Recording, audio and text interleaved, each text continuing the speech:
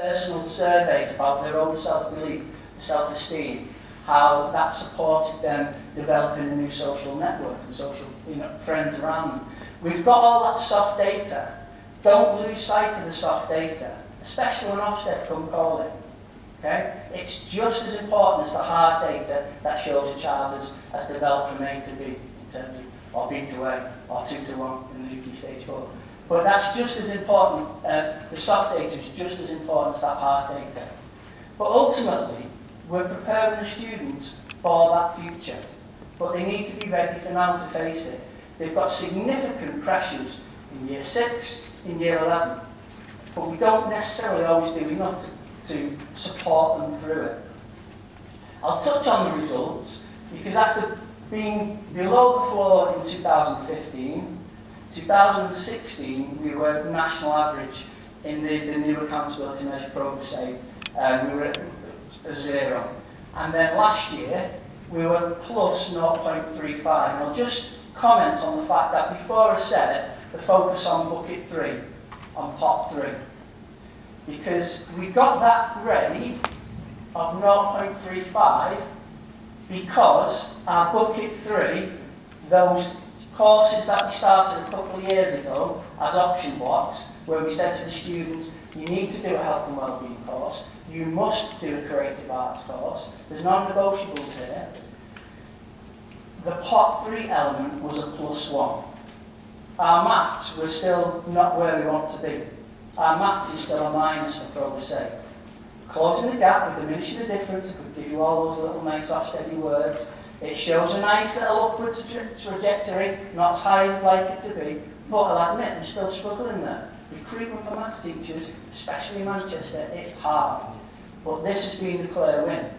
So when Ofsted come a call and the headline figure is that, it's down to the decision we made a couple of years ago when we went back to first principles.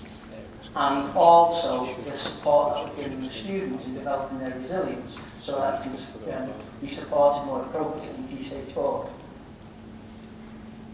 I just want to touch on staff. I could do a whole session on staff, but we can't forget staff in all of this. And Mary touched on it far more eloquently than I could earlier. But I'm very keen as a principal to ensure that my responsibilities are what they need to be.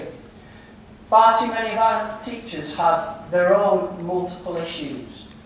They're carers, they're looking after elderly parents who might have palliative care. There's all kinds of issues that they're faced with, marital difficulties. And it's been a real eye-opener for me as a principal of the magnitude of the task in ensuring that staff are catered for.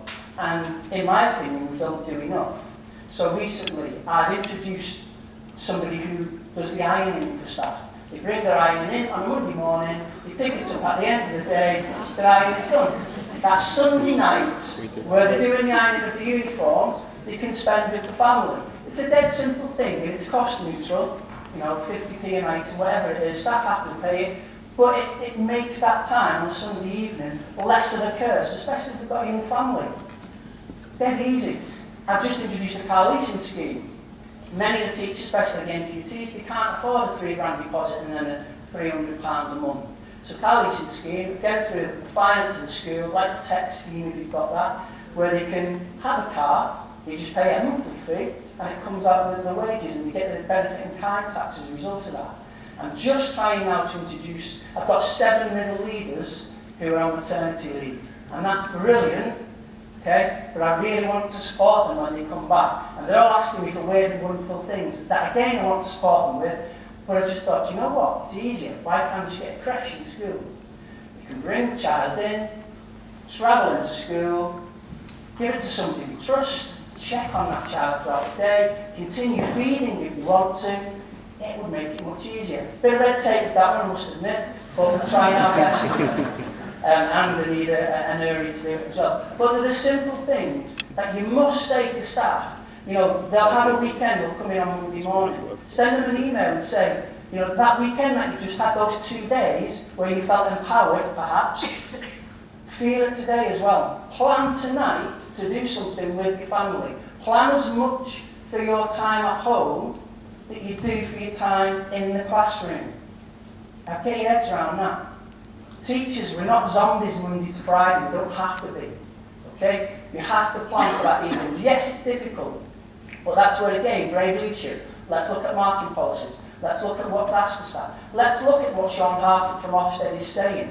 Because he is saying some correct things at the moment, I think, which will address the workload issue. But let's look at all the white noise that we put around education and turn the volume down on it. It's very key that we do that for staff. But ultimately, what we're all about, and this epitomises it for me as a finish, this is our maths intervention class. It's a year 11 girl who doesn't like physical activity, who is leaping off. A second later, imagine her feelings. She's freezing, she's cold, she's screaming. 5 seconds later, she thought, that was great. 5 years later, she remembers that moment. We're preparing the students for the future by making sure they're ready for the now. And for the year 11 students, year 6 students, next week, if we're not already, we need to make sure we're doing everything that's possible to support them through those exams, but also realise that we've got 11 years of education where that message needs to be the golden thread. Thank you very much.